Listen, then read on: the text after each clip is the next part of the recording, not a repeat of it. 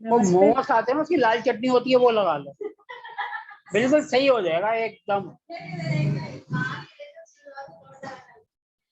विषय की सर्वप्रथम माता भगवती को प्रणाम करते हुए, परम पूज्य गुरुदेव को प्रणाम करते हुए, आज हम पाराशरी की, लघु पाराशरी की द्वितीय कक्षा का प्रारंभ करेंगे।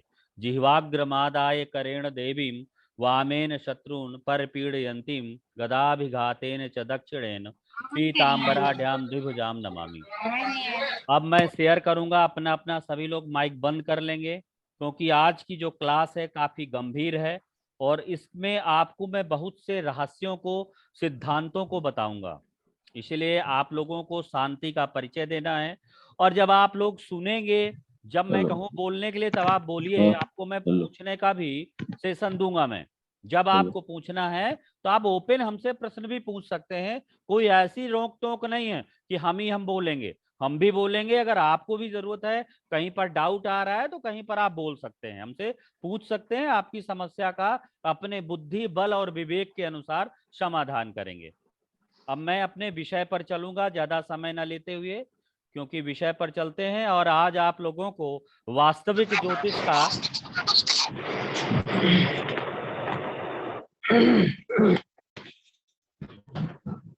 एक मिनट,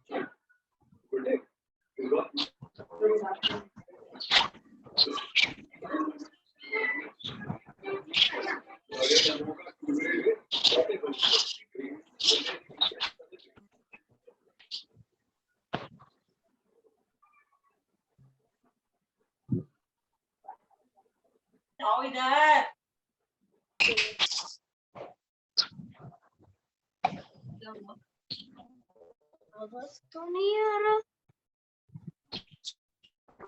नहीं, प्लीज रिकॉर्डिंग है, माइक बंद कर दीजिए आपका। अभी मैं इसीलिए मैंने कहा सबको म्यूट कर दूं मैं। सर बीच में एक बात पूछनी थी आपसे। हाँ जी, बोलिए। जी, मेरी ये पहली क्लास है आपके साथ, तो मुझे आइडिया नहीं है कि हमको इसके रिकॉर्डिंग या नोट्स मिलते हैं या इसकी हमें खुद रिकॉर्डिंग लिखना अभी होता है? अभी अभी हमको क्लास होगी। क्लास होने के बाद आपको रिकॉर्डिंग कैसे मिलनी है ये आपको बता दिया जाएगा। रिकॉर्डिंग अच्छा, ठीक पिछली है, बार भी दी गई थी, इस बार भी दी जाएगी। ठीक है। बस एक्चुअली मेरी पहली क्लास है ना, तो मेरे को आइडिया नहीं कोई है। बात नहीं, कोई बात नहीं, आप लीजिए, ज्ञान में सीखिए। सबको मैं म्यूट कर दिया। अब अपना अपना माइक कृपया बंद रखेंगे।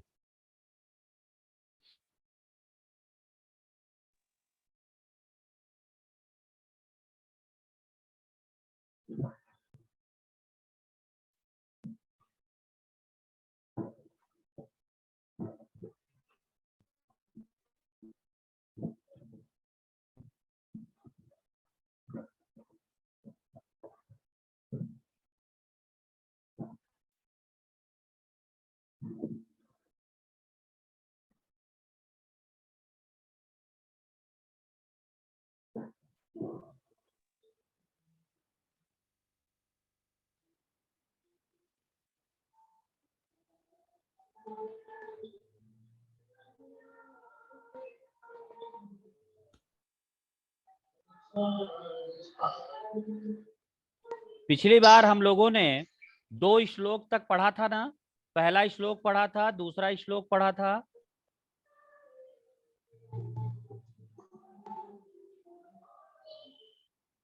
पश्यन्ति ग्रहम। हाँ, आज हमारा कौन सा है? चौथे सिखाया था। आज हमारा जो श्लोक है, छठा श्लोक पढ़ाना है।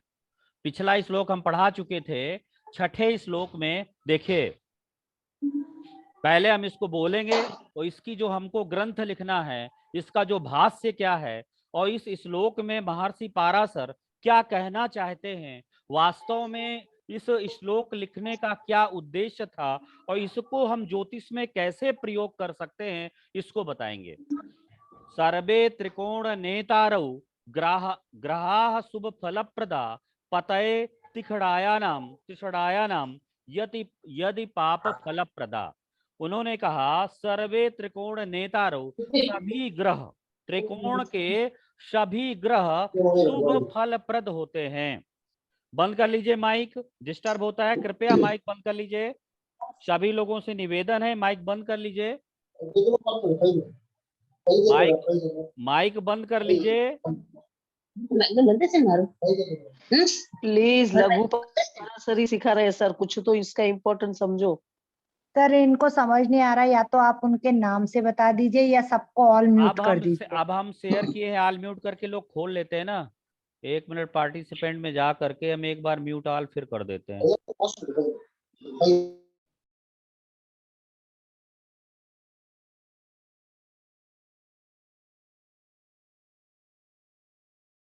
सर्वे त्रिकोण नेतारो ग्रह शुभ फल प्रदा। वो कहते हैं त्रिकोण के सभी ग्रह शुभ फलकारी होते हैं। त्रिकोण के अब सभी ग्रह शुभ फलकारी होते हैं। और त्रिक मतलब 3, 6, 11 तिषडाय कहते हैं। तीसरा भाव, छठा भाव, 11वां भाव, 3, 6, 11 भाव के स्वामी पाप फल प्रद होते हैं। यदि कोई ग्रह शुभ ग्रह हो या अशुभ ग्रह हो, यदि त्रिकोण का स्वामी है तो शुभ फल देगा, अच्छे परिणाम देगा, उसके फलों में उत्तरोत्तर वृद्धि होगी, अर्थात वो ऐसे फल देगा जिससे हमारा जीवन सुखमय बनेगा। उसकी जो किरणें होंगी, उसकी जो रश्मियां होंगी, वो हमारे जीवन को सुखमय बनाएंगी। अब वो कहता है यदि 3, 6, 11 भाव का स्वामी शुभ ग्रह भी है तो भी वो अशुभ फल प्रदान करेगा।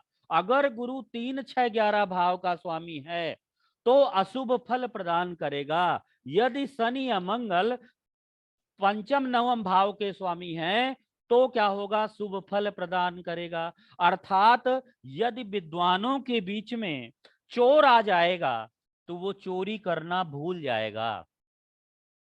यदि 4 चोरों के बीच में अगर एक कोई साधु संत आ गया, 4 चोरों के बीच में साधु संत रहता है, कोई साधु, कोई सज्जन व्यक्ति रहता है और कोई चोर पुलिस में पकड़ा गया तो बदनाम तो वो साधु भी होगा ना।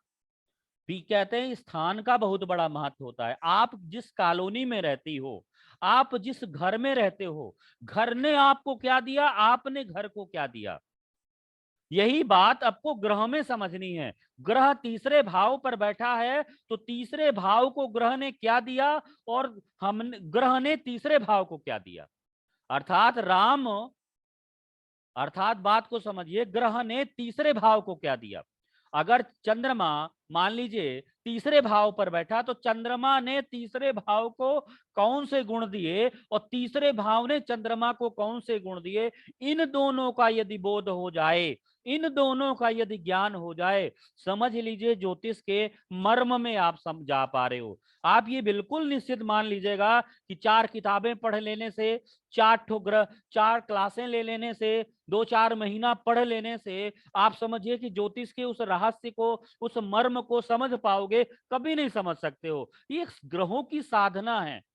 मैंने एक दिन अपने 1 लाख के ग्रुप में, मेरा भृगु गुरुकुलम का ग्रुप है फेसबुक पर, 1 लाख लोग जुड़े हुए हैं, 80% ज्योतिषी है, और उससे मैंने लिखा कि यदि अगर कन्या का विवाह करने जा रहे हो और यदि विवाह करते सब कुछ ठीक है तो एक बात जरूर देख लेना कि 7वें भाव का स्वामी पुरुष की कुंडली में, 7वें भाव का स्वामी का संबंध यदि गुरु से है तो उस व्यक्ति के मल्टीपल रिलेशन रहेंगे रहेंगे रहेंगे।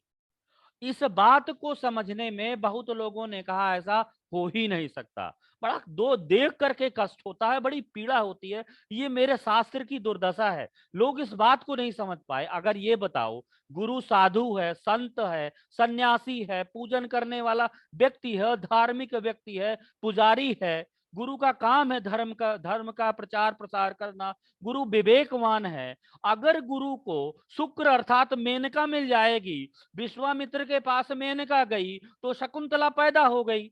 समझिए, यदि साधु संत के पास कोई स्त्री रहने लगेगी तो साधु पथभ्रष्ट हो जाएगा। तो साधु संत क्या करते हैं, इन विषयों से, इंद्रियों के जो विषय हैं उन विषयों से दूर रहने के लिए मनुष्य जहां पर रहता है उनको छोड़ करके गिरी कंदराओं में निवास करते हैं। अर्थात कोई सा गुरु को जब जब स्त्री ग्रहों का साथ मिलेगा तब तब उसको बदनामी झेलनी पड़ेगी। भगवान राम की कुंडली उठा करके आप देख लीजिए, गुरु के साथ चंद्रमा बैठा हुआ है। भगवान राम को भी, वो तो परम माधव है, भगवान है, सरकार है, मैं उनके लिए आलोचना की दृष्टि नहीं बोल रहा हूं, मैं ग्रह की दृष्टि बोल रहा हूं। उनको भी अपयश का सामना करना पड़ा, स्त्री के कारण अपयश लगा। अब आप इसी बात को समझ लीजिए, किसी की कुंडली में गज केसरी बन रहा है, गुरु चंद्रमा साथ बैठा हो, आप देखिएगा उसको कहीं ना कहीं उसका जीवन अवश्य कलंकित होगा। गुरु स्त्री ग्रहों के साथ बैठने पर कलंकित हो जाता है। कदली सीप भुजंग सम स्वाति के गुण तीन। आप स्वाति नक्षत्र का पानी है, अगर वो कदली मतलब केले के अंदर जाएगा गुण बदल जाएगा, विषधर के अंदर जाएगा गुण बदल जाएगा, पपीहे के अंदर जाएगा तो गुण बदल जाएगा। वही पानी स्वाति नक्षत्र का अलग अलग परिस्थितियों में अलग अलग परिणाम देगा। संयोग से ही फल बढ़ जाते हैं। आप बढ़िया सामान्य पूजा पाठ मंदिर में करते हैं, सामान्य रह रहा है, कोई व्यक्ति छोटी सुबह शाम हरिद्वार में पूजा करता है, शाम को गंगा आरती करता है, उसको क्या हुआ, संबंध बना किसी से और उसको आरती पसंद आई, उसको इंग्लैंड में जाकर के मंदिर का पुजारी बना दिया, करोड़पति अरबपति हो गया। बहुत से गाइड वाले मेरे यूट्यूब चैनल में बहुत सी केस स्टडी पड़ी है, उसमें मुझे कम से कम अभी 30,000 केस स्टडी डालनी है। इसीलिए लगभग 10 वर्षों का मेरा है कि उसमें किसी भी व्यक्ति को यदि ज्योतिष देखनी है, वो फला केस देखना है तो उसमें जाए और उसको क्लिक करके देख ले। मेरे हाँ, अब यहाँ पर आप जाकर के देखिए, बीच में बोलिएगा नहीं नहीं, मेरा सोचने का तारतम्य टूट जाता है, मैं वो स्क्रीनशॉट ले करके और मैं बना करके नहीं बोलता हूँ। ये मैं जो बोलता हूँ मैं अपने मौलिक स्वभाव से बोलता हूँ। अब यहाँ पर देखिएगा, नेक्स्ट हम क्या कहाँ पर थे, हम कहाँ पर थे सर? गुरु का संबंध बता रहे थे सप्तमेश के साथ। हाँ, गुरु का गज संबंध केसरी। हाँ, गज केसरी, गुरु का संबंध किसी भी तरह चंद्रमा से होगा तो गड़बड़ हो, संबंध से ही व्यक्ति का उत्थान पतन होता है। अब अगर आप उत्तर कालामृत कालिदास का ग्रह भाव खंड अध्याय अगर आप पढ़ें तो कहता है कि कोई भी ग्रह अगर किसी भाव को कई ग्रह देखते हैं तो भाव की जो ताकत है वो कई गुना बढ़ जाती है। आचार्य मुकुंद वल्लभ पर्वती को अगर देखेंगे, उन्होंने भी अपने ग्रंथ में लिखा कि यदि किसी भी भाव को कई ग्रह देखते हो, 2, 3, 4 ग्रह किसी भी भाव को देख लें, भाव की ताकत बढ़ जाती है। अगर कोई भी ग्रह उच्च का हो, स्वाग्रही हो, नवांश में बलवान हो, कहीं कहीं पर जहां तक षड्वर्ग में ले जाओ, यदि उसको कोई ग्रह नहीं देख रहा है, वो व्यक्ति उस ग्रह का फल निष्फल हो जाएगा। टमाटर बहुत अच्छे बने हुए हैं, बहुत अच्छा बड़ा बड़ा टमाटर है, बिल्कुल पका हुआ, सुंदर, मीठा है, अगर उसको सही मार्केट नहीं मिली तो उसका उस टमाटर का कोई मतलब नहीं है। अगर मार्केट नहीं मिली अर्थात संबंध नहीं मिला, संयोग नहीं मिला, संयोग से ही व्यक्ति महान बनता है, मेरे कहने का, और संयोग से ही व्यक्ति पतित होता है। आप इस बात को समझ लीजिए, संयोग से ही व्यक्ति महान बनता है और संयोग से ही व्यक्ति पतित होता है। अब इस कुंडली पर अब आपको लाते हैं हाँ,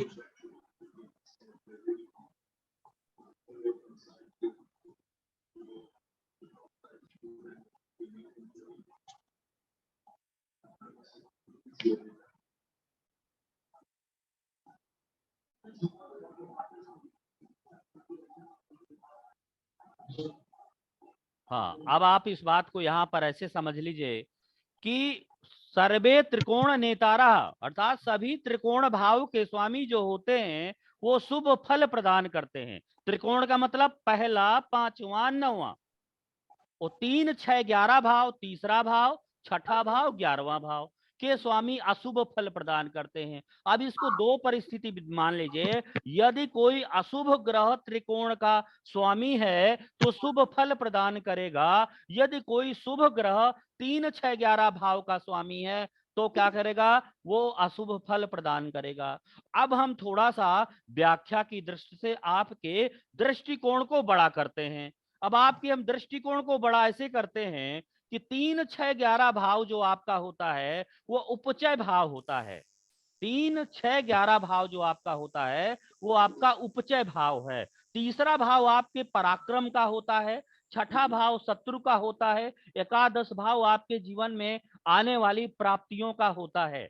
जो तीसरा भाव है आपका पराक्रम है, छठवां भाव शत्रु है। तीसरा और 11वें भाव को समझिए, 11वां भाव दाहिना हाथ है, तीसरा भाव बायां हाथ है। तीसरा और 11वां भाव हाथ का है। अगर 3, 6, 11 भाव पर कोई भी ग्रह बैठता है उस व्यक्ति को अपनी योग्यता साबित करनी पड़ेगी। उस ग्रह को अपना क्या करना पड़ेगा, उस ग्रह को जीवन में संघर्ष करना पड़ेगा। मान लीजिए सूर्य किसी की कुंडली में छठे भाव पर बैठा है तो आप उसकी कुंडली उठा करके देख लीजिए कि छठा भाव शत्रु का होता है, सूर्य पिता का कारक होता है। पिता के जीवन में शत्रुता रहेगी, पिता के जीवन में संघर्ष रहेगा। पिता अपनी योग्यता को साबित करने के लिए, अपने जीवन को बनाने के लिए उसे बड़ा संघर्ष करना पड़ेगा। कभी किसी की कुंडली उठाइए, अपनी अपनी कुंडली में 3, 6, 11 भाव पर सूर्य बैठा है तो देखिएगा छठा भाव यहाँ पर ग्रहों को संघर्ष। आदमी देखिए बेटा दो तरह से पाप करता है, एक तो वो जबान से करता है या तो एक हाथ से करता है। या तो जोर से पिटाई लगा देता है, किसी को मारेगा, या तो ऐसी कड़वी जबान बोलेगा कि आदमी फट जाए। तो मेरे कहने का मतलब ये है कि तीसरे और छठे भाव को आप अनिष्ट भाव मान सकते हैं। अनिष्ट भाव के ग्रह, अनिष्ट भाव में बैठा हुआ ग्रह, अनिष्ट भाव का स्वामी जिस भी ग्रह के साथ बैठेगा उस ग्रह के जीवन को परेशानी, उस ग्रह के व्यक्ति, उस भाव को शुभ फल प्राप्त करने में कठिनाई का सामना करना पड़ेगा। तीसरा भाव, छठा भाव, 11वां भाव, अर्थात ये उपचय भाव। अब इनमें ये कहते हैं 3, 6, 11 भाव में पापी ग्रह बैठ जाता है तो आप लोगों ने पढ़ा होगा कि पापी ग्रह शुभ फल प्रदान करता है। ऐसा नहीं है। अगर आपकी प्रवृत्ति अगर डकैती वाली है और आप डकैती वाले पारा में अगर बैठ जाएंगे, आपकी प्रवृत्ति चोरी चमारी करने वाली मान लीजिए है, कोई व्यक्ति चोरी चमारी करता है और चोर बाजार में दुकान लगाने लगेगा तो उसकी प्रवृत्ति नहीं बदल जाएगी, प्रवृत्ति उसकी वैसी ही रहेगी। 3, 6, 11 भाव में यदि पापी बैठा है तो ऋषि यहां पर कह रहे हैं नुकसान ज्यादा होता है। वैसे व्यवहार की कुंडली में देखेंगे, व्यवहार में देखेंगे तो भी नुकसान आपको अधिक दिखाई देगा। अब वो कहता है शुभ ग्रह भी 3, 6, 11 भाव में बैठा है तो भी अशुभ फल प्रदान करेगा। मान लीजिए किसी की कुंडली है और किसी की कुंडली में चंद्रमा लग्नेश है और लग्नेश होकर के वो अष्टम भाव पर बैठा है तो समझ लीजिए। अब आपको इसी बात पर आपको हम थोड़ा सा फिर कुंडली पर ले चलते हैं। हम लघु पाराशरी की पीडीएफ से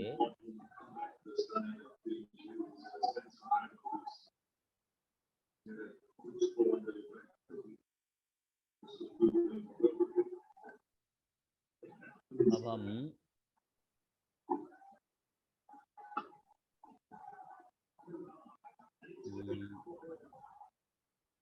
हम एक आपको कुंडली पर ले चलना चाह रहे थे, तो 1 मिनट रुकिए, तब आपको बात और समझ में आएगी।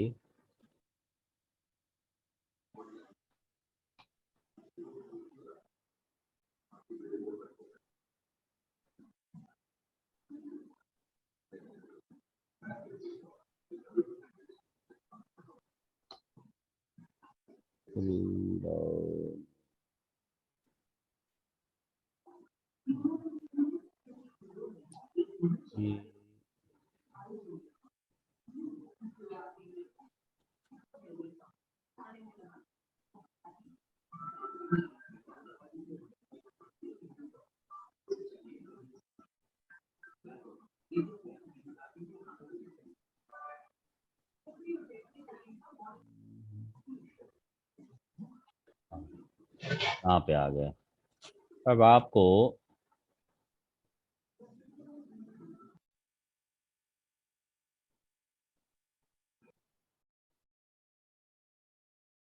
ये चार्ट आप लोग देखिए, सभी के स्पष्ट हो रहा है चार्ट?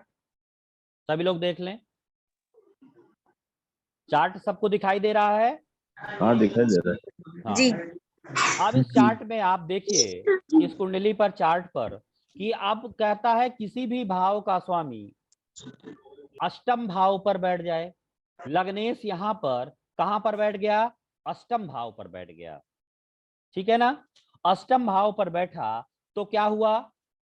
लग्नेश देखिए चंद्रमा है, अष्टम भाव पर बैठा तो चंद्रमा में क्या गया? चंद्रमा जब अष्टम भाव लग्नेश होने के कारण चंद्रमा ने अष्टम भाव को बल तो प्रदान किया, लेकिन चंद्रमा स्वयं यहां पर बैठ करके कमजोर हो गया। चंद्रमा यहां पर स्वयं बैठ करके कमजोर हो गया, क्योंकि चंद्रमा की अष्टम भाव परिस्थिति कमजोर मानी जाती है। अर्थात ये व्यक्ति लग्न मतलब शरीर अष्टम में बैठ गया, अष्टम मतलब बीमारी, शरीर पर बीमारी इस व्यक्ति के रहेगी। ये व्यक्ति शारीरिक कष्ट, और चंद्रमा मन का कारक होता है, मन से ये व्यक्ति डरा और सहमा ये जातक रहेगा, ठीक है? अब यहाँ पर चंद्रमा ने, अब चंद्रमा आपको फल को दो तरह से देखना है। चंद्रमा ने अष्टम भाव को क्या दिया? चंद्रमा ने अष्टम भाव को, अष्टम भाव रिसर्च का होता है, शोध का होता है, चिकित्सा का होता है, वैज्ञानिक खोजों का होता है। तो चिकित्सा वैज्ञानिक खोज से जुड़ा हुआ जितना भी कार्य है वो चंद्रमा ने अष्टम भाव को क्या किया? दिया। तो जातक चिकित्सक हो सकता है, खोज से जुड़ा हो सकता है, साइंटिस्ट हो सकता है, ये जातक में गुण आए। लेकिन दूसरा क्या गुण अवगुण आया? कि वो डरा सहमा रहेगा। लग्नेश का अष्टम भाव से संबंध होना, तीसरे और 11वें भाव के स्वामी से यदि संबंध हो जाए तो समझ लीजिए व्यक्ति आत्महत्या तक कर लेता है। मन के हारे हार है, मन के जीते जीत। चंद्रमा काल पुरुष का मन है और चतुर्थ भाव है। चतुर्थ भाव क्या है? मस्तिष्क और विचारों का होता है। विचार यदि अष्टम भाव पर चले जाएंगे तो विचार या तो साधु संत वाले हो जाएंगे, लौकिक जीवन से वो बड़ा भयभीत रहने वाला रहेगा, और शरीर पर भी कष्ट रहेंगे। ये आपने समझा? इसी तरह 3-6 तीसरे भाव का स्वामी यहाँ पर बुध है। अब बुध पंचम भाव पर बैठ गया, तो अब बताइए तीसरे भाव का स्वामी पंचम पर बैठ गया तो यहाँ पर बुध शुभ फल देगा कि अशुभ फल देगा? कितने लोग बोल सकते हैं इस पर? क्या विचार हैं आप लोगों के? अशुभ फल देगा सर। अशुभ फल देगा? जी जी, शुभ फल देगा। शुभ फल देगा भाई।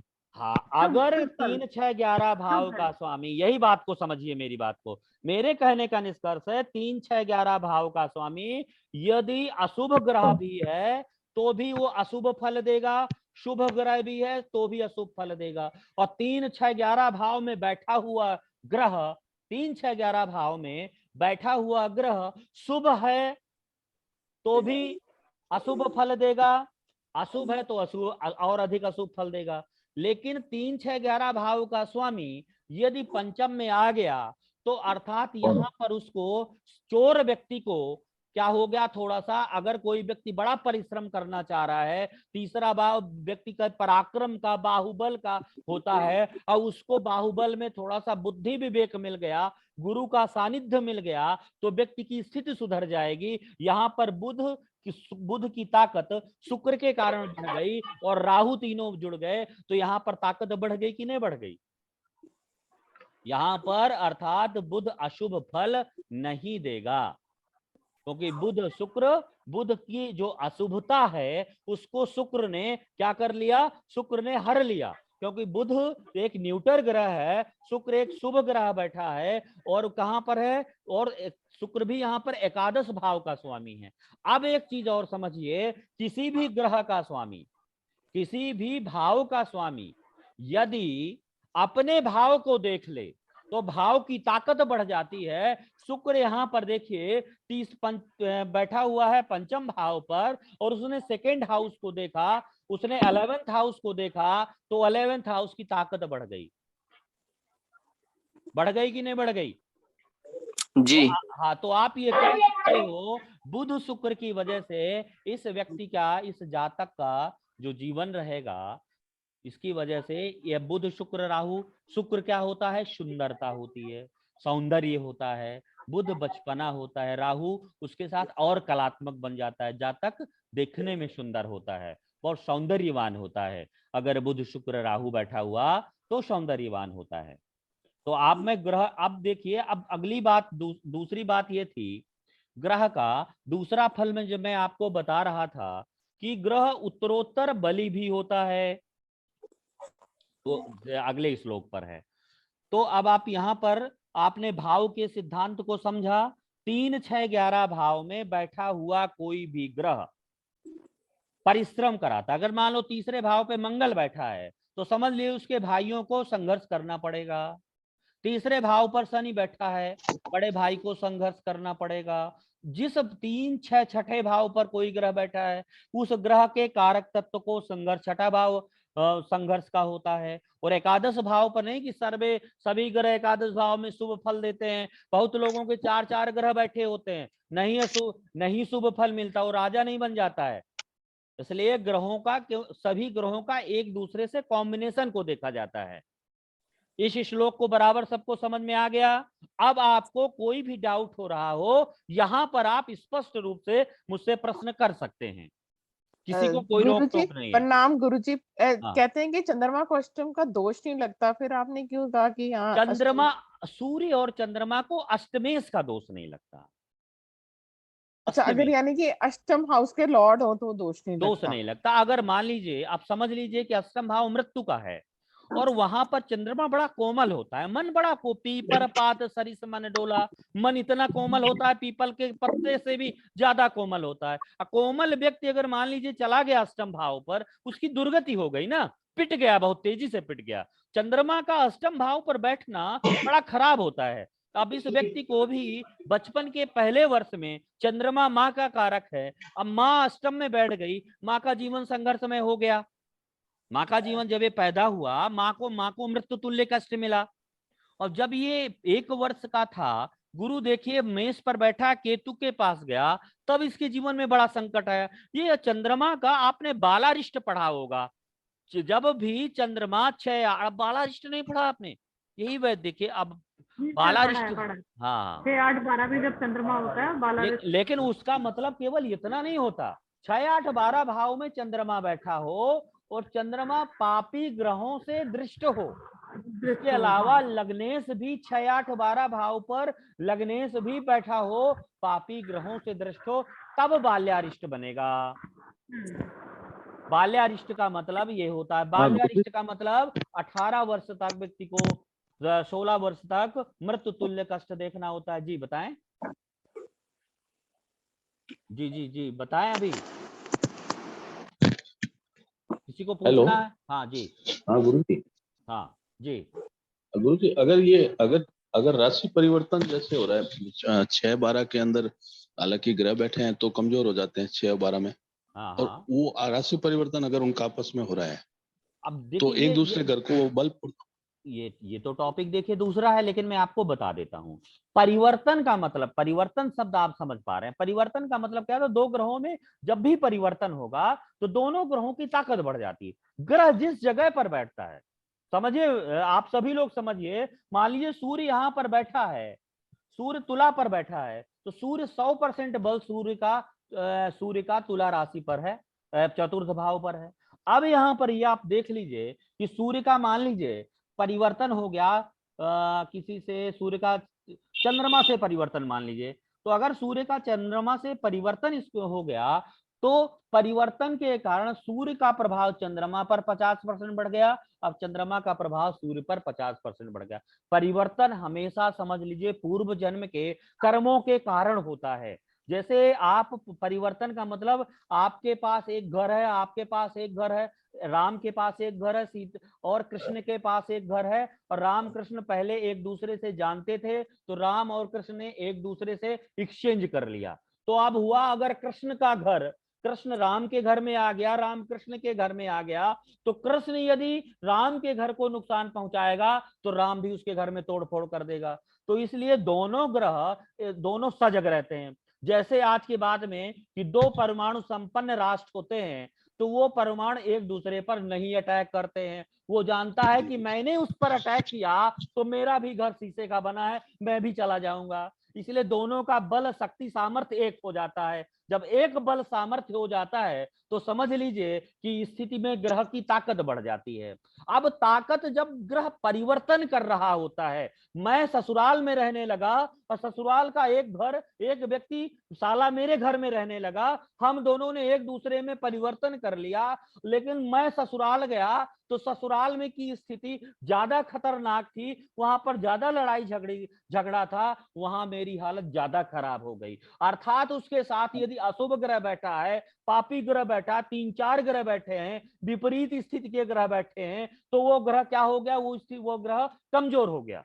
समझ रहे हैं बात को? वहां पर उसको संघर्ष ज्यादा मिल गया। और एक आया, साला मेरे घर आ गया, यहाँ बढ़िया कमाई है, चकाचक खाने की व्यवस्था है, कोई तनाव नहीं है, तो उसकी ताकत बढ़ गई। परिवर्तन से ग्रह की ताकत को बढ़ता भी है और घटता भी है। परिवर्तन का मतलब दो ग्रहों में आपस में एक्सचेंज होता है, उन दोनों को जो सीट मिलती है, सीट मतलब कुर्सी, अर्थात आप अगर आप 50% की हैसियत से 100%, 50% की हैसियत से परिवर्तन कर रहे हैं, तो आगे भी आपको दूसरी जगह जाएंगे तो उसी पोस्ट पर जाएंगे। डेपुटेशन आपने जाना होगा, आईएएस डेपुटेशन से होके दूसरे विभाग में अगर जाता है, कोई डीआईजी जाता है, सीबीआई, तो उसको भी वही पोस्ट मिलेगी। तो उसी से डेपुटेशन की तरह परिवर्तन होता है। जब इसको कभी मैं क्लास में पढ़ाऊंगा तब आपको बिल्कुल इसका वास्तविक मर्म बता दूंगा। वास्तव में देखिए मर्म है, किताब का पढ़ना एक अलग विषय होता है, जो आपने अपने ज्ञान चक्षु से, सब्जी सब कोई बनाता है, कोई इतनी अच्छी बना देता है तो लोग उंगली चाटते रह जाते हैं। राम भगवान रामायण की कथा सब कोई सुनाता है, और कोई सुनाता है तो मुरारी बापू बन जाता है, और कोई सुनाता है तो मंदिर में रामायण का श्लोक पढ़ करके अर्थ बताते रह जाता है। यही ज्ञान है, यही विद्या का सामर्थ्य होता है। पंडित जी, मेरा एक प्रश्न था। नमस्कार। हाँ, अब कोर्स भी तो बढ़ेगा। एक ही पंडित जी, बताऊंगा, अगर वक्री ग्रह एक्सचेंज हो गए तो क्या होगा? ये गलत, ये वक्री ग्रह का फिर आप टॉपिक चला जाएगा, फिर आप पढ़ नहीं पाएंगे। हमारा विषय भाव पर है। पंडित जी, मेरा एक, पंडित जी नमस्कार, मेरा एक प्रश्न था। जी जी, आप सुन पा रहे हैं? हाँ हाँ, मैं सुन पा रहा हूँ।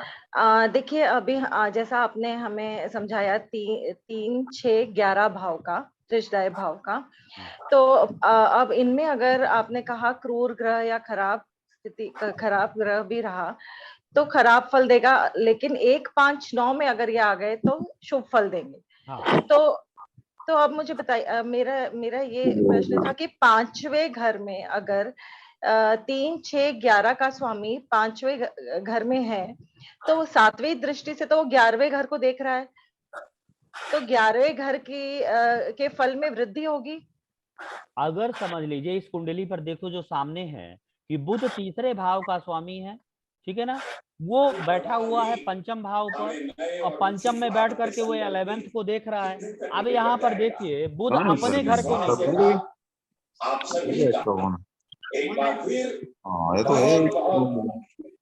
धन्यवाद करता हूँ। प्लीज म्यूट कीजिए, कुछ सुनाई मेरे नहीं दे साथ रहा। बोलेंगे, मैं कहूँगा नेता।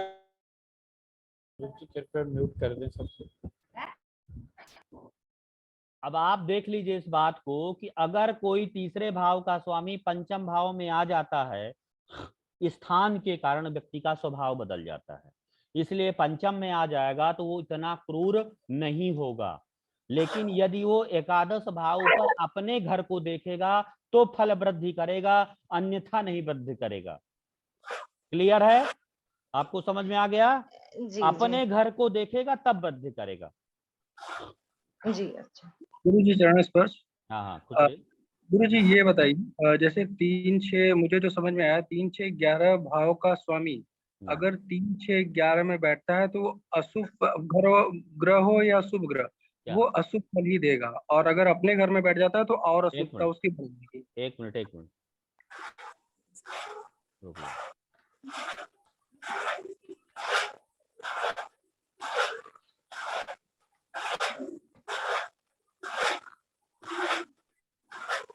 हाँ आप बोलिए, क्या बोल रहे थे आप? मैं ये कह रहा हूँ जी कि यदि 3-6-11 भाव का स्वामी चाहे शुभ ग्रह हो या अशुभ ग्रह, यदि वो अपने घर में यानी 3-6-11 में बैठता है तो उसकी अशुभता बढ़ेगी, घटेगी नहीं। ठीक है। और यदि वो पंचम या नवम में बैठ जाता है तो उसको वो शुभ फल देगा। अब आप ये समझ लीजिए, अगर शुभ ग्रह का, अगर 3-6-11 भाव का स्वामी शुभ ग्रह है तो भी अशुभ फल देगा, अशुभ ग्रह है तो भी अशुभ फल देगा। ठीक है। अगर वो पंचम भाव में बैठेगा, है ना, तो अशुभ फल कम देगा। ठीक है। अगर वो 6-8-12 भाव में बैठेगा, अशुभ फल ज्यादा दे देगा। समझ लीजिए कि पापी को पापी मिल गया का नुकसान हो गया। लेकिन 6-8-12 भाव, मैं उपचय भाव अलग है और त्रिक भाव अलग है। त्रिक भाव का स्वामी यदि एक दूसरे के भाव में बैठेगा तो विपरीत राजयोग बन जाता है, वो चीज अलग है।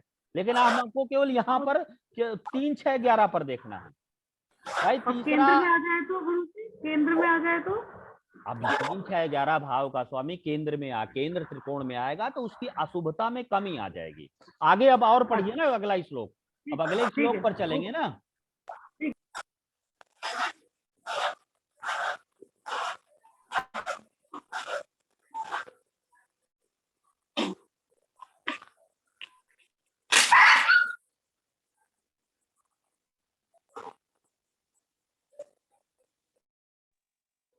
क्लियर हो गया गुरुजी? क्लियर तो हो ही जाएगा, हमारे पास वो वाला ज्ञान ही नहीं है।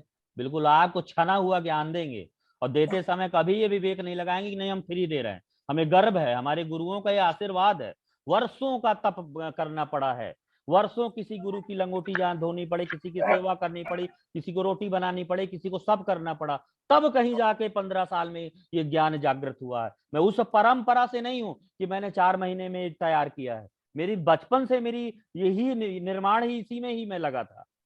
कई 15 वर्षों में जितनी अच्छी मुझे नाड़ी ज्योतिष आती है, उतना ही अच्छा मुझे ये वैदिक आता है, उतना ही अच्छा मुझे मुंडेन आता है। अभी मैं जब फलित करना आपको बताऊंगा तो आप लोग खुद देखेंगे कि गुरुदेव कैसा कितना। गुरुजी नाड़ी ज्योतिष में और वैदिक ज्योतिष में कई बार जैसे कंफ्यूजन हो जाता है, चीजें अलग अलग है, एक कोई लेके जब चलना। आप हमारे पास आए हैं ना, जब आप हमारे पास आए हैं तो आपको सब मिल जाएगा। हमारे पास सब चीजें आपको सब सिखा देंगे। हम अभी वैदिक चल रहे हैं तो वैदिक के हिसाब से बात कर रहे हैं आपको। जो हम नाड़ी चलेंगे तो नाड़ी का दिमाग, नाड़ी की रील दूसरी चलती है। इसमें कोई दिक्कत नहीं। समझ में तो सबको आ रहा है ना आप लोगों को? जी गुरु जी गुरु जी प्लीज सबको म्यूट कर दो, म्यूट कर दो सबको। अभी कर रहे हैं, अभी अगला।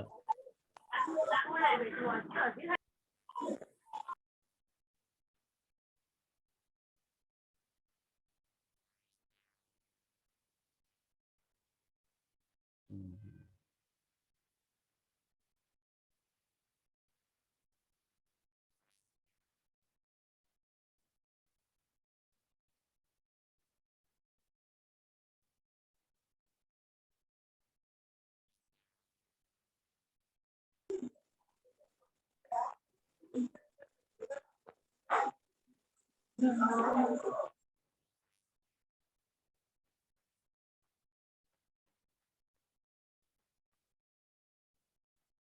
लोग जितने लोगों ने देखे है, इसका जो जो आएगा लिंक, वो हमारे चैनल पर प्राइवेट लिंक आएगा, सभी की अभी ईमेल आईडी लेंगे, और इसलिए सभी लोग चैनल को लाइक सब्सक्राइब कर दीजिएगा।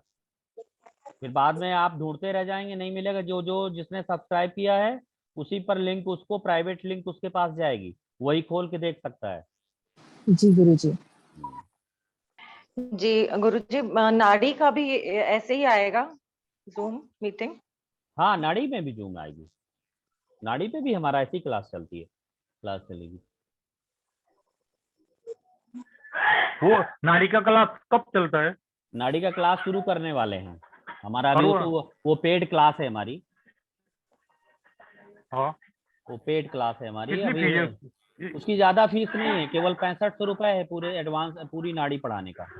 अच्छा, कितने कितने दिन का? 3 महीने मस्त नाड़ी। 3 आपको महीने आपको ये कम से कम मार्केट में 30,000 का मिलेगा कोर्स। आपको ऐसा पढ़ा देंगे जैसा ये पढ़ा रहे हैं, आपको जीवन में तो नाड़ी समझ में आ जाएगी, कैसे आप आपका फल कई गुना बढ़ जाएगा। 2 कुंडली भी आपने देख ली तो पूरा हो गया।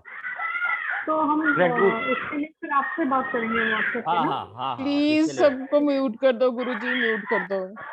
अब म्यूट तो कई बार कर चुके हैं, अब चलता है तो क्या करें, कई बार म्यूट करते हैं। सर आपका कुंडली का फी क्या है सर? देखिए, इसके लिए पर्सनल बात करिए। यहाँ व्यापार करने के हमने कोई व्यापारिक गतिविधि यहाँ पर नहीं की आपने इस ग्रुप में देखा हमने कोई डाला? केवल अपने चैनल के लिंक के अलावा हमने कुछ नहीं डाला। आपको अगर पर्सनल देखना है तो आप पर्सनल हमसे बात करिए, हम बता देंगे, हमारी जो फीस होगी कुंडली देखने की बता देंगे। अभी ज्ञान का, जहां पर ज्ञान शब्द आ जाता है वहां पैसे से व्यक्ति का जीवन ऊपर उठ जाता है। जब तक ज्ञान का प्रकाश नहीं आता तब तक है पैसे पैसे में हम लोग भागते हैं। जिस दिन उसका प्रकाश अंदर से आ जाती है, विद्या जागृत, उस दिन पैसे के प्रति मोह खत्म हो जाता है।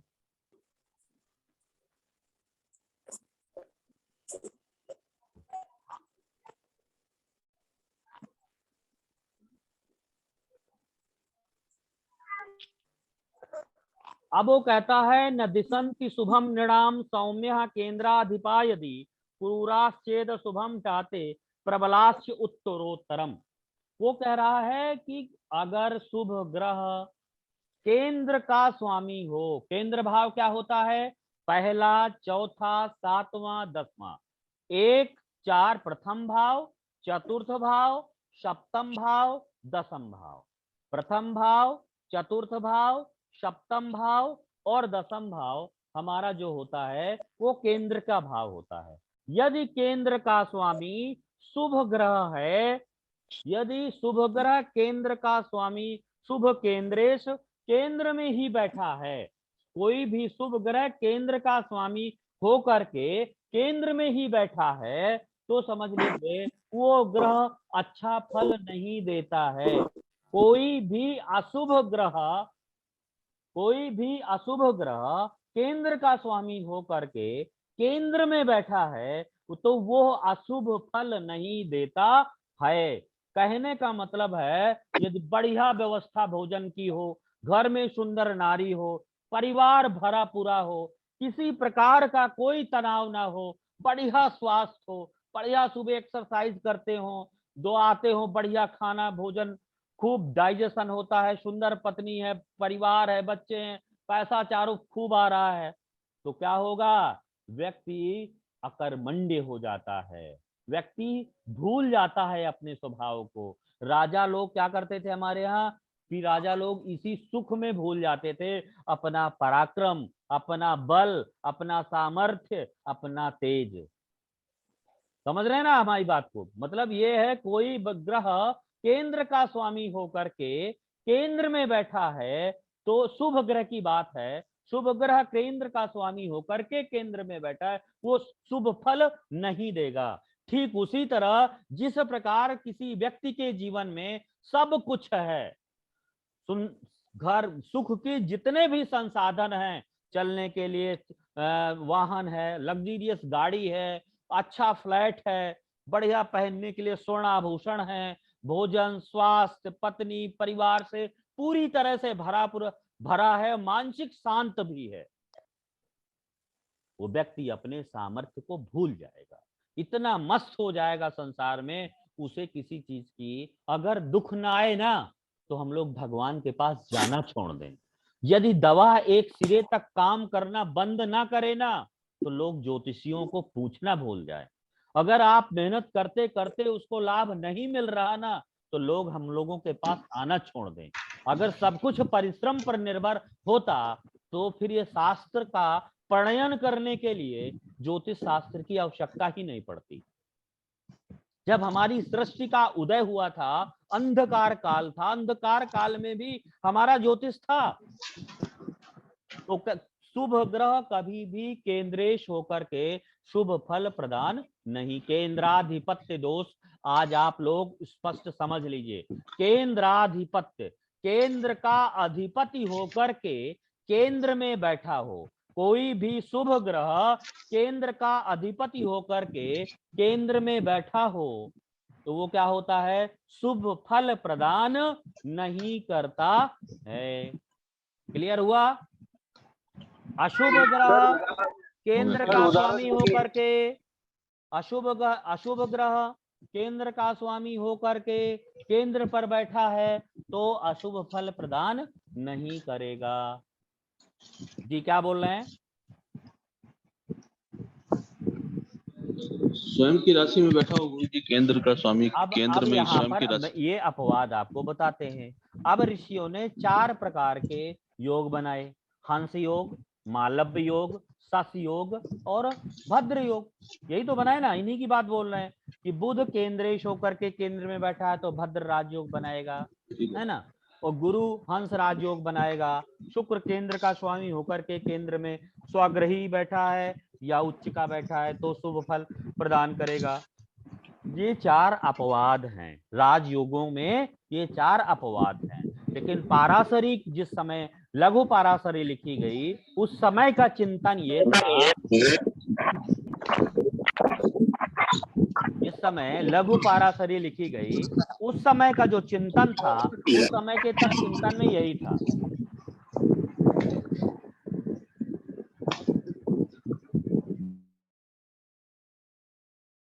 गुरु जी एक प्रश्न करूं?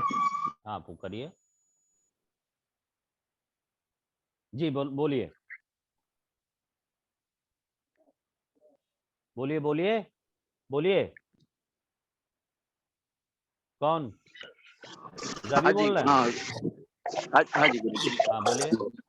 अगर गुरु को केंद्राधिपति दोष लग गया और उसके साथ कोई अशुभ ग्रह स्थित है या उसको देख रहा है गुरु को, तो वो लगेगा केंद्राधिपति दोष? अब गुरु केंद्र का स्वामी होकर के केंद्र में बैठा है, अब हंस राजयोग बना रहा है तो केंद्राधिपत्य दोष कहाँ चला गया? प्रबलास्य उत्तरोत्तरम होता है ना, बाद में इस राजयोगों में आया तो कितना उत्तरोत्तर, तो केंद्राधिपत्य दोष कहाँ उसको लगा? केंद्र का अधिपति होकर के केंद्र में बैठा है।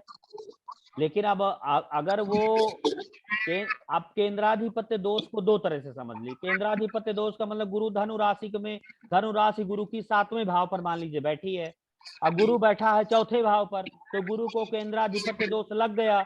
अगर वही गुरु धनु राशि पर बैठ गया, धनु राशि केंद्र पर है और अपनी राशि में बैठ गया तो हंस राजयोग बन गया। ये छोटा सा अंतर है। गुरु जी, हाँ पहला बोल रही हूँ। मैं पूछ रही थी कि अगर केंद्र का स्वामी वक्रीय हो तो क्या फल बदल जाएगा? हाँ, वक्री होगा तो बदल नहीं जाएगा, बहुत परिवर्तन आ जाएगा। अब वक्री ग्रह के रहस्य को बताना पड़ेगा ना उसमें। अब मैं वक्री ग्रह बताऊंगा तो यहाँ चला जाएगा, विषयांतर हो जाएगा। जी जी। अब मैं बोल रहा केंद्राधिपति दोष का फल क्या हो जाएगा, मतलब क्या? भाई केंद्र का अधिपति दोष का मतलब गया केंद्र का स्वामी केंद्र में बैठ गया, तो अब केंद्राधिपति दोष में कैसे समझोगे? केंद्र का स्वामी केंद्र में बैठ गया अर्थात मान लो गुरु लग्न के धनु लग्न है, धनु लग्न का स्वामी गुरु धनु राशि पर न बैठ करके अन्य चतुर्थ सप्तम और दशम में किसी केंद्र पर बैठ गया तो उसे केंद्राधिपति दोष लगा। केंद्राधिपति दोष लगने के कारण ग्रह शुभ फल प्रदान नहीं करता है, ग्रह के परिणाम अच्छे नहीं मिलते हैं। अब धनु राशि का स्वामी होकर के अगर वो मान लीजिए सप्तम में बैठ गया तो वो सप्तम में बहुत अच्छे फल नहीं देगा, लेकिन अगर वो चतुर्थ दशम में बैठा तो ज्यादा खराब फल देगा। अपेक्षाकृत सप्तम में बैठा अपने घर को देख रहा है, थोड़ा लग्न को बल मिल जाएगा। ठीक है ना, क्लियर हुआ? शुभ ग्रह का मतलब केंद्राधिपति दोष में ग्रह की ताकत कमजोर हो जाती है, फल देने की सामर्थ्य कम हो जाती है, और केंद्राधिपति दोष का पहला परिणाम यही है। अब आप अगले अब इसमें क्या ये कहता है प्रबलास्य उत्तरोत्तरम। प्रबलास्य उत्तरोत्तरम पहले भाव से चतुर्थ केंद्र का भाव बलवान होता है और चतुर्थ भाव से सप्तम भाव का केंद्र बलवान होता है और सप्तम भाव से दसम भाव का केंद्र बलवान होता है। लग्न भाव से पंचम भाव का केंद्र बलवान होता है। पंचम त्रिकोण से नवम त्रिकोण का भाव बलवान होता है। इसी तरह तीसरे भाव से सातवां भाव से एकादश भाव बलवान होता है। पहले भाव से पांचवां और पांचवें से नौवां बलवान होता है। इसी तरह चौथे भाव से आठवां बलवान होता है, आठवें भाव से 12वां बलवान होता है। ठीक है, अगर चंद्रमा भी आपको दो तरह का देखना है, एक कृष्ण पक्ष का चंद्रमा होता है और एक शुक्ल पक्ष का चंद्रमा होता है। कृष्ण पक्ष का चंद्रमा जो होता है कमजोर होता है, क्षीण होता है। कृष्ण पक्ष के चंद्रमा में फल देने के जो सामर्थ्य होता है वो अशुभ फल प्रदान करता है, और शुक्ल पक्ष का के चंद्रमा में चंद्रमा की रश्मियां बढ़ती हैं, वो शुभ फल प्रदान करता है। कहता है ऋषि, कहते हैं ऋषि जब हमारे ऋषि पंचांग का निर्णय कर रहे थे, उन्होंने कहा सूर्य और चंद्रमा दोनों एक 360 डिग्री पर जब होते हैं तब अमावस्या बनती है। अमावस्या में सूर्य चंद्रमा एक होते हैं। और चंद्रमा जब चलता है सूर्य से 12 डिग्री आगे आ जाता है तो एक तिथि बनती है। इसी तरह वो जितना 12 डिग्री सूर्य से 180 डिग्री पर आ जाता है तो 180 डिग्री पर आने पर वो पूर्णिमा हो जाती है। अब पूर्णिमा से फिर धीरे धीरे वो जाकर के फिर 360 पे आ जाता है तो वो बन जाते हैं अमावस्या। एक अमावस्या से दूसरे अमावस्या तक के महीने को चांद्रमास कहते हैं, और चांद्रमास में भी 12 चांद्रमासों का एक चांद्र वर्ष होता है। अर्थात आपको वो उसने कहा कि क्षीण चंद्रमा जो होता है वो कृष्ण पक्ष का चंद्रमा होता है। विशेषकर कृष्ण पक्ष की अष्टमी से शुक्ल पक्ष की अष्टमी तक का जो चंद्रमा होता है वो बेटा कमजोर होता है। अगर आप उसका उपयोग करेंगे तो आपको ये देखिएगा मतलब वो अशुभ फल प्रदान करेगा। चंद्रमा कलाओं का कारक होता है, काल पुरुष का मन होता है, खेती बाड़ी होती है, भोजन होता है, सागर होता है, यात्रा होती है। अगर चंद्रमा का संबंध, अगर चंद्रमा क्षीण हो गया, चंद्रमा सबसे ज्यादा ठग और कलाबाज होता है, विश्वासघाती होता है, व्यभिचारी होता है, और दूसरी तरफ वो बड़ा कोमल होता है। उसका जो सकारात्मक पक्ष है वो बड़ा कोमल भी होता है, बड़ा कोमल होता है, कलात्मक होता है, काल्पनिक होता है। तू नाही सांगितलं पण मीच म्हणतीये ना, तू कोणी म्हणते नाही, तू तर नाहीच म्हणत आहे, मीच म्हणते तुला उद्या।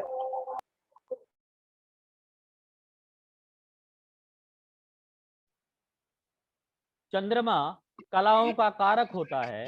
इस प्रकार अगर आप देखेंगे कि चंद्रमा का जब भी संबंध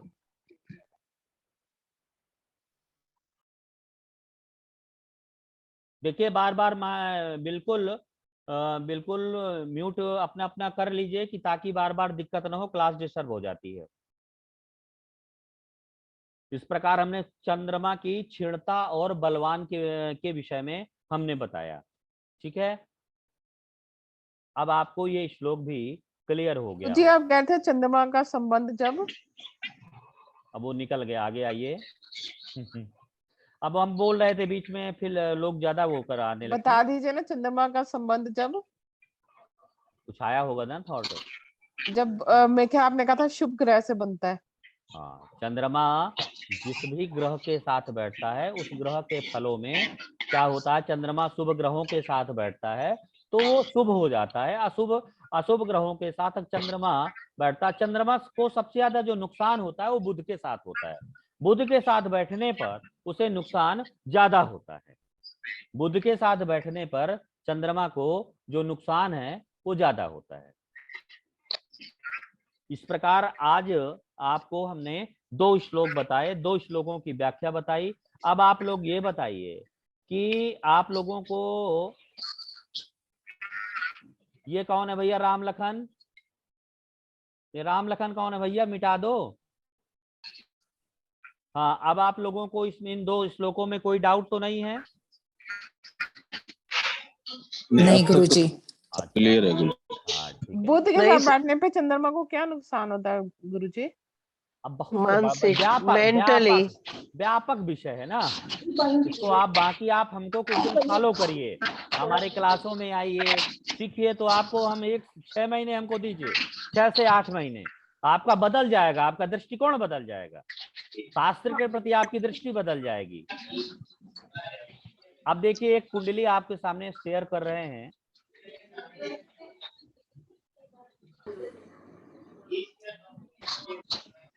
हाँ, अब आप देखिए हमारे यहाँ लगभग हाँ जी। अब इस कुंडली में देखिए, आप कुंडली को ध्यान से देखना है। बुध चंद्रमा की बात कर रहे थे, बुध चंद्रमा का स्तर देखिए, यहाँ पर बुध चंद्र शुक्र राहु बैठा हुआ है। इस कुंडली में सबसे कमजोर ग्रह कौन सा है? कोई बताएंगे कमजोर कौन सा है? बेला बताओ जल्दी। चंद्रदेव। चंद्रमा क्यों है भैया? चंद्रमा को आगे तो गुरु का सपोर्ट मिल रहा है। बुध बुध सूर्य है गुरुजी। बुध लगने। पहले आप सबको म्यूट करो गुरुजी। अब लोग बोलते हैं, बोलने दीजिए अब थोड़ा सा। देखिए सबसे कमजोर सूर्य है। सूर्य क्योंकि तुला राशि में बैठा है तो कमजोर है। सूर्य के आगे शुक्र राहु बैठे तो कमजोर है। और सूर्य का संबंध सूर्य शनि से मिलकर आया तो भी कमजोर है। यहाँ पर जो सूर्य की ताकत है वो कमजोर हो गई। सूर्य क्या है? पिता का कारक है।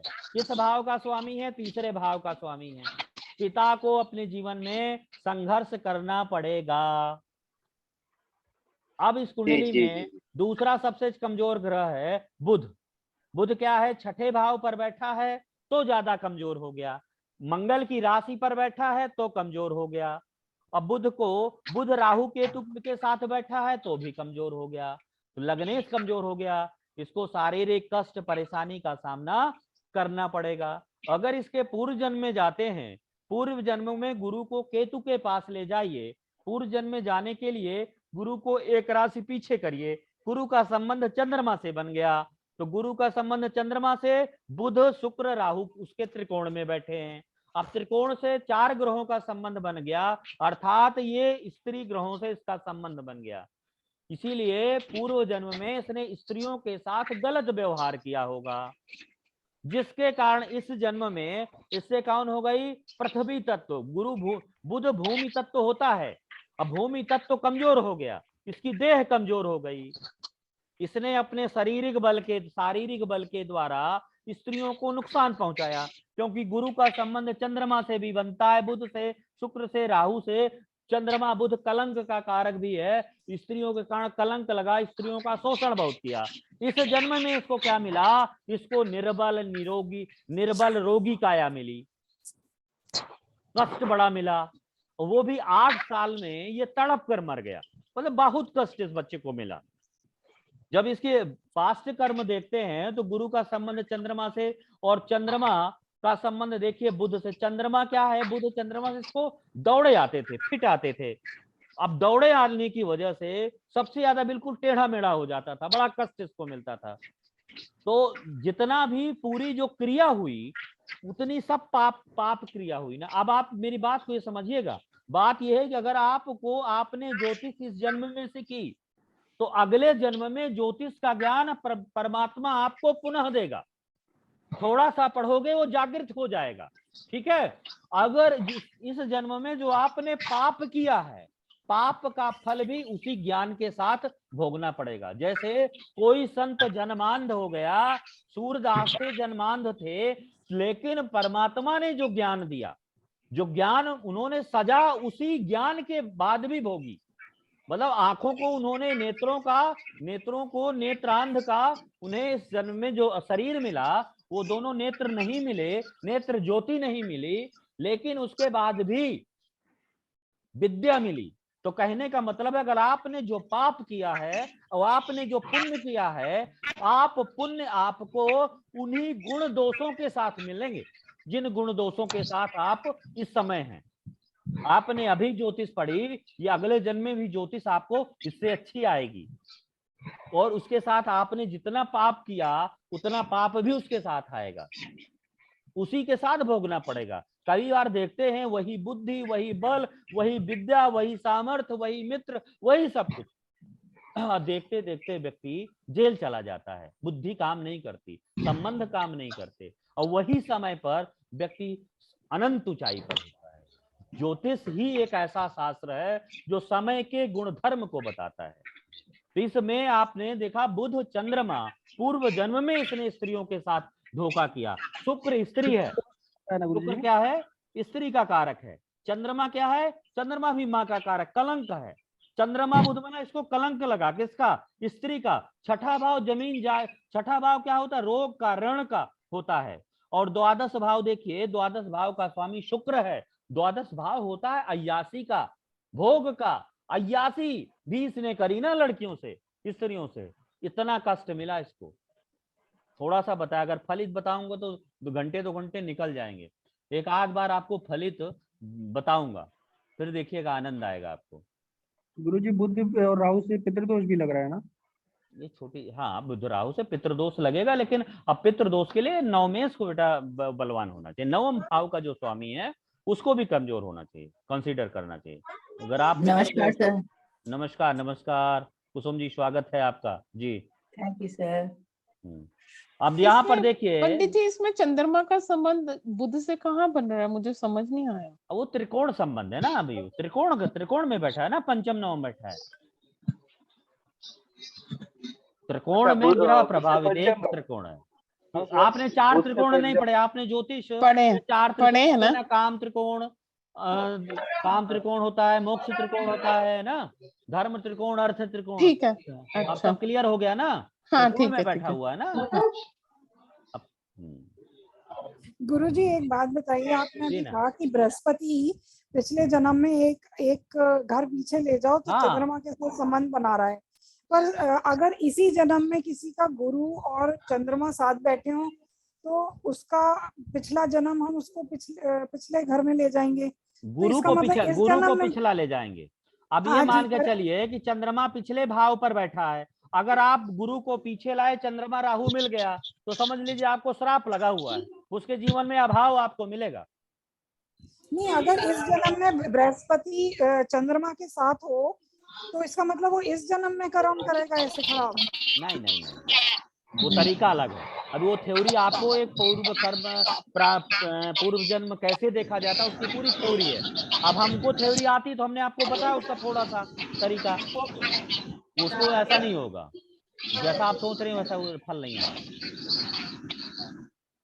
गुरुजी जी, कुंडली जो होती है ये पिछले जन्म को रीड कर रहे हैं हम या इस जन्म को? क्या? हाँ, क्या बोल रही हैं रीमा? हेलो, हाँ रीमा बोलो।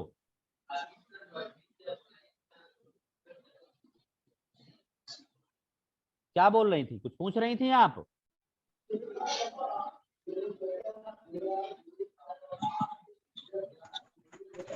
गुरुजी मैं पूछूं? नहीं रवि, अभी नहीं। आप विषय से विषयांतर पूछते हो, आप अपना विषय पर पूछिए जो हमने पढ़ाया। बोलिए, क्या पूछना चाह रहे हैं? गुरुजी आपने पढ़ाया कि 3, 6 और 11 का स्वामी अगर शुभ ग्रह हो तो शुभ फल नहीं देगा। शुभ फल कैसे देगा? नहीं देगा। तो तुला लग्न में गुरुजी, तुला लग्न में जो गुरु होगा तो हाँ, शुभ फल और नहीं तुला देगा, लग्न में गुरु अकारक होता है गुरु, शुभ फल नहीं देगा। वो नव जाएगा, लग्न में जाएगा या पंचम में बैठेगा तो वो उस स्थान की हानि करेगा। वो तो सबके साथ उसके साथ लागे, स्थान हानि करेगा। लेकिन अगर वो पंचम में बैठ गया तो वो क्या है ना, कोई चोर आदमी साधु के पास बैठ गया तो उसमें विवेक आ गया, दया आ गई, तो कम नुकसान करेगा। 6, 8, 12 में बैठ गया तो ज्यादा करेगा, है ना। नहीं गुरुजी, 3, 6 का स्वामी गुरु अगर। आपकी आवाज नहीं आ रही, आप स्पष्ट नहीं हो रहा। गुरुदेव ये कह रहे हैं 2 त्रिक भाव के स्वामी, तीसरा त्रिक भाव के स्वामी पंचम में बैठ गया तो खराब परिणाम देगा ने। हाँ हाँ, तुला राशि का गुरु तीसरे और छठे भाव में है और पंचम में बैठा। अब इसका कल उस बार भी मैंने समझाया था कि सर तीसरे भाव बोल का रहे हैं। स्वामी और छठे भाव का स्वामी अगर पंचम में बैठ गया तो विद्या फल में नहीं परेशानी देगा, नुकसान देगा, उतना अच्छा लाभ नहीं देगा। लेकिन अगर वो पंचम में बैठा है तो नुकसान कितना देगा, कितना जब शब्द आएगा वहां पर ये समझेंगे नुकसान थोड़ा अन्य भाव की अपेक्षा कम देगा, क्योंकि तीसरा भाव शुभ होता है, सॉरी पंचम भाव शुभ होता है। मेरे कहने का मतलब है कि गुरु 3 और 6 भाव का स्वामी होकर के सप्तम में बैठेगा तो नुकसान देगा, पंचम में बैठेगा तो नुकसान देगा, अगर वो अष्टम में बैठेगा तो ज्यादा नुकसान देगा, केंद्र त्रिकोण में बैठेगा तो नुकसान तो देगा लेकिन थोड़ा सा नुकसान करते समय थोड़ा सा बरतेगा, दया बरतेगा, थोड़ी सी राहत हल्की देगा। क्लियर है?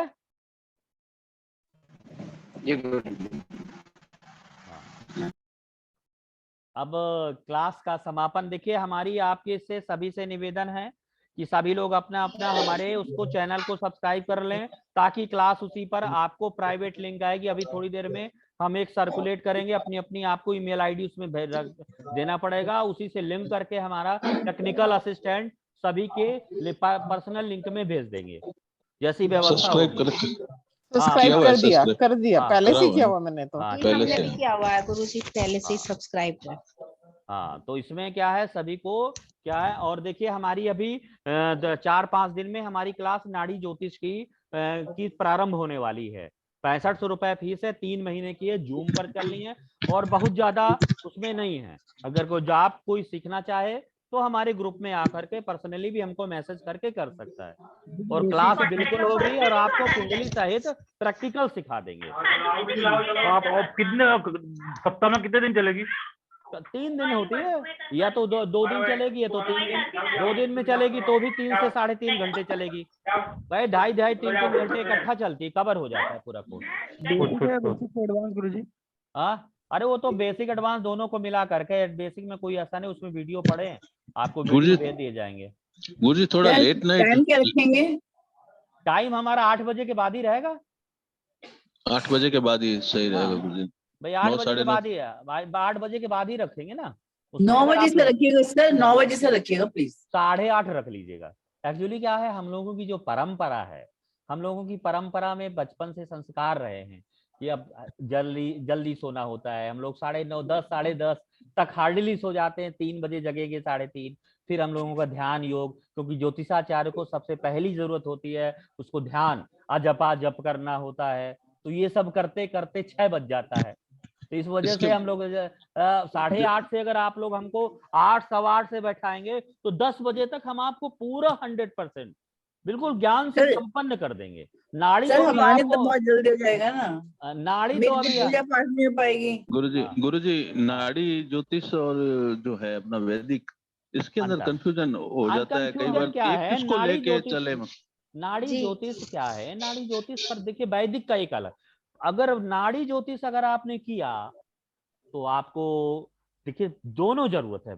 जैसे लड़का MBBS करता है, MBBS का मतलब होता है वैदिक, ठीक है, और लड़का जब MD करता है तो उसका मतलब होता है नाड़ी। अगर हाँ MBBS का मतलब प्लेन MBBS है, मतलब वो वैदिक है। अब स्पेशलिस्ट अगर हो गया तो MD हो गया। तो आपको वैदिक के साथ नाड़ी का ज्ञान है, कम से कम वही का 4-5 महीने, 3-4-6 महीने का कम से कम आप वैदिक आना चाहिए आपको, और 3-4 महीने की नाड़ी आ जाए तो आपको फलित का सामना करने के लिए अगल बगल नहीं मिलेगा। लगभग आप भैया आप मान लीजिए कि आप समझ लीजिए कि 10 लाख रुपए खर्च किए होंगे हमने, जीवन का 15 वर्ष दिया होगा, कितने कितने एक एक किताब का सूत्र। अगर आपका कुंडली बताने बैठूंगा तो आपके घर का नक्शा बता दूंगा, आपके में कौन मरा ये बता दूंगा। मतलब इतना पढ़ने के बाद यहाँ पर अभी भी लगता है कि मैं ज्योतिष का विद्यार्थी हूँ, अभी भी लगता है मैं ज्योतिष का विद्यार्थी हूँ। अभी भी पूर्णता नहीं आई।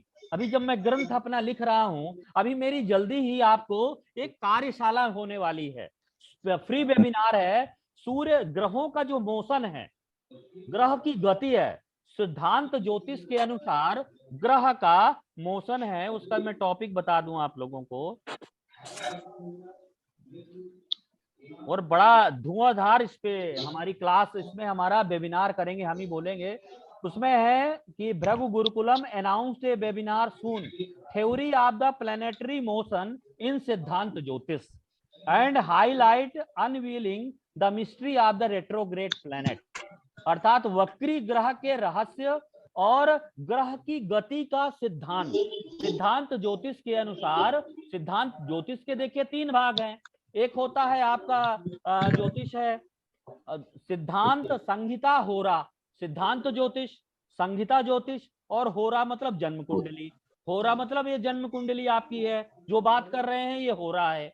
और एक सिद्धांत का मतलब आकाश में ग्रहों की क्या स्थिति है, आकाश में ग्रह का मोशन क्या होता है, प्लैनेटरी मोशन कैसे हुआ। सूर्य सिद्धांत में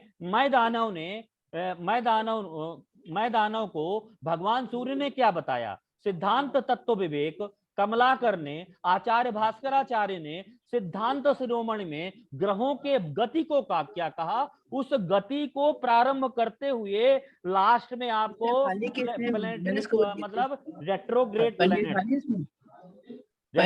रेट्रोग्रेड प्लैनेट मतलब आपको सीधा वक्री रहस्य आपको बता देंगे, आपको पूरा वक्री ग्रह के रहस्य के बारे में पूरा ज्ञान करा देंगे, और आपको वक्री ग्रह कैसे फल देता है। और इसमें थोड़ा आप लोगों से एक निवेदन रहेगा, हमारी उस लिंक को, उस ग्रुप को अधिक से अधिक शेयर करिएगा, ताकि सही ज्ञान, इसमें हम आपसे कोई पैसा नहीं लेते, बड़े बड़े विद्वानों के बीच में जा करके लोगों से डिस्कस करके वर्षों पढ़ने के बाद जो हमने अपने प्रज्ञा के द्वारा, ज्ञान चक्षु के द्वारा जिस थ्योरी को हमने तैयार किया है, वो आप संसार के सामने लाना चाहते हैं कि सब तक पहुंचे वो उस ज्ञान को। वास्तव में बहुत लोगों को वक्री ग्रह पता होता है, लेकिन वास्तव में वक्री ग्रह आकाश में कैसे गति करता है, उसका रहस्य क्या है, उसका फलित पर होरा में आकर के कुंडली पर क्या उसका फलित है, कैसे कंसीडर करोगे।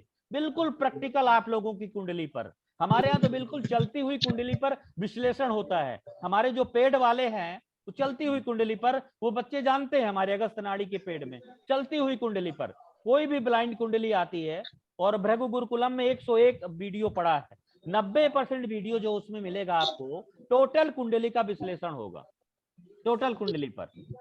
इसमें जप वगैरह के बारे में भी गुरुजी आप जैसे बताएंगे, जप ध्यान के बारे में। बिल्कुल बिल्कुल, जब ध्यान के बारे में जब आप हमसे जुड़ेंगे तो वो भी बताएंगे, जब कैसे करना है, ध्यान कैसे करना है। अब भाई उपाय खंड अभी ऐसा है कि अभी हमारा धीरे धीरे अभी हमारा जो पूरा होगा तो पे एक बार उपाय खंड लॉन्च होगा। जो हमारे 2-3 बैच के बच्चे इकट्ठा होते हैं तो उनको कंप्लीट से देते हैं उपाय खंड। उपाय खंड में आपको उतना अच्छा तंत्र देंगे, तंत्र की के द्वारा रेमेडी आप कैसे कर लो कि 2 मिनट काफी चमत्कारिक ठीक हो जाए, उतना अच्छा आपको वैदिक में बताएंगे किस स्तोत्र की, किस मंत्र की पूजा से लाभ हो जाए। आपको ये ना बताएंगे कि हाथी के पैर की धूल ले जाकर के घर में रख दो और फला ब्रह्म कोण में ये घटा दो, ये वो ना बताएंगे। आपको जो शास्त्रीय परंपरा है, बिटिया का विवाह क्यों नहीं हो रहा है, उसका कारण क्या है, और कुंडली पर ये कमी है, इस दोष का ये पूर्वजन्म में कारण है, इसका आप ये उपाय करिए ठीक हो जाएगा, ऐसे आपको बताएंगे। मतलब शास्त्रीय परंपरा, शास्त्र के द्वारा उसका क्या निष्कर्ष है। गुरुजी भूगुरंधी नाड़ी अलग विषय है, ये सब भुजंदर नाड़ी पढ़ लीजिए, सत्याचार नाड़ी पर है। हाँ हम जानते हैं, पढ़िए। इसमें बहुत पैसे आपका खर्च किए जो हमने। आपने जो ये ग्रुप में वीडियो भेजा है उसी को सब्सक्राइब करना है ना? हाँ, वीडियो में अंदर जा करके सब्सक्राइब करना है। जी वो कर चुकी हूँ। हाँ हाँ ठीक है। और वो तो जी आपकी जो पहली क्लास थी उसका भी रिकॉर्डिंग मिल सकता है क्या? हाँ हाँ पढ़ा है, उसी में पढ़ा है, उसी में लघु पाराशरी भाष से प्रथम कक्षा लिखी है। फिर भी एक बार मैं अभी दोबारा शेयर कर दूंगा। व्हाट्सएप ग्रुप में है ग्रुप। अच्छा मेरी ये पहली क्लास है ना, मेरे को मालूम हाँ, है। उसमें व्हाट्सएप ग्रुप में एक बार हम अभी शेयर कर देते हैं, तो आप हमारे यूट्यूब में जा करके देख लीजिए, उसमें पड़ी हुई है लघु पाराशरी भाष से प्रथम कक्षा।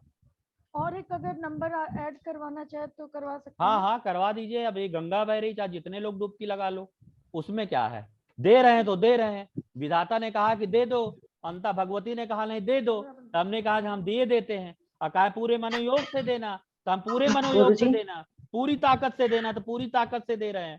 सीख के जाओगे, ज्ञान लेके जाओगे, ज्ञानी के पास बैठोगे तो ज्ञान मिलेगा। जी गुरुजी मुझे पूछना था, ज्योतिष विद्या अपनी तरफ खींचती है, तो ऐसे क्या ग्रह योग हैं, होते ही होंगे जो हम अचानक से इस विद्या की तरफ आकर्षित होते हैं? आपकी कुंडली में सूर्य अच्छा होगा, आपकी कुंडली में केतु अच्छा होगा, गुरु का संबंध शुक्र बुध से होगा, आप ज्योतिष की तरफ चले आएंगे। गुरु का संबंध शुक्र बुध से होगा, ज्योतिष की तरफ आएंगे। कल का तो चेक करो ना दवाई। अब आप क्लास का समापन करें। क्लास समझ में आई सबको? जी अगली क्लास कब लोगे? धन्यवाद धन्यवाद, बहुत बहुत धन्यवाद गुरुजी इसी आपका। दिन मिलेगी, इसी दिन मिलेगी। बढ़िया है, समझ में सबको नमस्कार। नमस्कार गुरुजी, वीडियो भेज देना। प्रणाम गुरुजी, गुरुजी हफ्ते में कितनी क्लास होंगी जी? कौन कहती? नमस्कार। हफ्ते में हफ्ते कितनी में क्लास आप एक होंगी? ही क्लास लोगे? नहीं, ये तो फ्री वाली क्लास है ना, फ्री वाली तो एक ही दिन निकाले ब्लड हैं। प्रेशर चेक करेंगे, एक दिन ही निकालते हैं ना, फ्री क्लास हमारी एक दिन होती है, 30 रुपए फीस, पेड क्लासें हमारी ज्यादा होती हैं। ममता जी ठीक है, बढ़िया। प्रणाम सर, बहुत बढ़िया सर। जी जी प्रणाम गुरुजी। जय हो जय हो जय हो। प्रणाम गुरु। लघु पाराशरी बढ़िया, भाई आपको बहुत मध्य और दूर से लोग आए होंगे हमारे यहाँ। आप कहाँ से हैं अंजू जी? आप कहाँ से हैं? हिमाचल से, धर्मशाला। और हो सकता है सही करिए चेक ना करिए। जीतू पाटिल आप कहाँ से हैं? नमस्कार गुरुजी। नमस्कार। रमेश भी शाह बोल रहा हूँ, बड़ौदा से। बड़ौदा से। डॉक्टर नहीं है तलवंडी मोगे भाई दे। हाँ, कुसुम जी तो अमेरिका से हैं। अमेरिका का हमारे बार डाल देते हैं जी अपने सर। में, अप्रूव कर देते हैं कि दिक्कत ना पड़े आपको। नहीं सब हो जाता है। मोस्ट आप लोग हमारे यहाँ गुजरात और बॉम्बे से ज्यादा हैं, गुजरात और बॉम्बे से ज्यादा है हमारे पास। मुझे लगता है हिमाचल से मैं ही हूँ, हिमाचल से बस मैं ही हूँ। हिमाचल से लगता है आप ही हैं। आप कहाँ से हैं? आप कहाँ से हैं? राजस्थान से गुरुजी। राजस्थान वाले भी हमारे सीखने में काफी है, जोधपुर में काफी अच्छे सीखने वाले हैं। दिल्ली वाले भी अपने काफी कम नहीं रहते, दिल्ली वाले भी खूब सीखते हैं हमसे। सिरसा हरियाणा से जी। हाँ हाँ जी जी जी, सिरसा। अरे सिरसा तो हम तो बहुत गए हैं जी। सिरसा हरियाणा में बड़ा हनुमान मंदिर है सिरसा में, कोई सालासर रोड पे। सालासर रोड पर है जी? हाँ, बड़ा हनुमान मंदिर था एक, लकड़ी मंडी के पास। डिंग मंडी नहीं, सिरसा में सालासर राम मंदिर है जी। जी सिरसा में गुरुजी सालासर अब धर्मशाला में आपका वेबिनार कीजिए आके। हाँ जी के अब तो आना जाना शुरू। अभी हम थोड़ा सा क्या है, थोड़ा सा अभी अपने आप को कम कर रहे हैं। हमारा एक ग्रंथ आ जाने दीजिए, हमारा ग्रंथ ज्योतिष पर एक ऐसा ग्रंथ जिसको पढ़ने के बाद 2 पार्ट में आएगा, उसको केवल एक बार आप पढ़िए, वो एक बार हमारी क्लास लीजिए बस। उसके बाद आप कहीं पर भी कूद जाइए, आपकी बुद्धि, आप कहीं पर भी, आपको आपकी नजर नहीं झुकेगी। वास्तव में ज्योतिष डिजिटल मशीन होती है, डिजिटल ज्योतिष का किताब कभी भी ज्योतिष किताबों में नहीं है। ज्योतिष का ज्ञान आपको बिना गुरु के पास जाने पर नहीं मिलेगा। नहीं, आप उतने में ही चंद्र डिजिटल मशीन होती है, नहीं उतने में आप बने रहेंगे चंडाल योग में, और वही उतने में गज केसरी चंडाल योग में कुंडली चलती रहेगी। सर एक रिक्वेस्ट है, जो आप एडवांस क्लासेस शुरू करेंगे उसमें एक दिन संडे रखिएगा। सर मुझे नाड़ी में ज्वाइंट होना है, तो मुझे क्या करूँ, कब फोन करूँ?